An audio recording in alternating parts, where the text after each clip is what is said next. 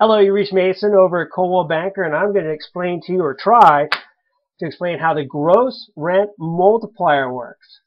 Now, we're not talking gross on like a, ooh, that's kind of gross. We're talking gross on an accounting way of talking gross. Gross and net, kind of like that net. Anyhow, let's get started. Gross rent multiplier. Say you got a house that rents for $1,500 a month. And that's how much rent you take in. You collect a $1,500 check at the beginning of every month. Well, now you take that $1,500 a month and you multiply it by 12, because there's 12 months in the year.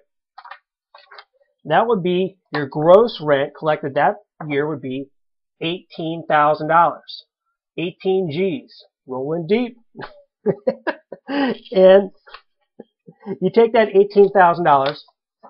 and you times it by 10 is a good number. Now, if they say the house in that neighborhood rents for 10 times gross, that means the $18,000 collected times the number 10 would give you an estimated value of $180,000 for that piece of property.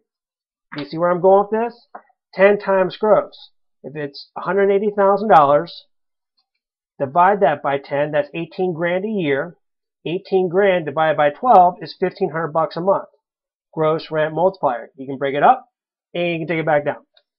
Now, it's good to know that stuff, because if the house is in bad shape and your squirrely real estate agent says, hey, stuff in this neighborhood is going for 7 times gross, it's going to be worth what? More or less? Less. 7 times 18 would give you an estimated value of 126 grand. 126,000. Now that's significantly less than the $180,000 we talked about earlier at 10 times gross. So now, if your squirrely real estate agent says, hey, property in this neighborhood generally sells for 13 times gross, would the value be more or less than 7 times gross? More. 13 times 18 G's per year collected gross rent would give you an estimated value of $234,000. Big difference in the number we just talked about. So just keep in mind that the higher the gross rent multiplier, 10, 11, 12, 13, 14, 15, the more the house is worth.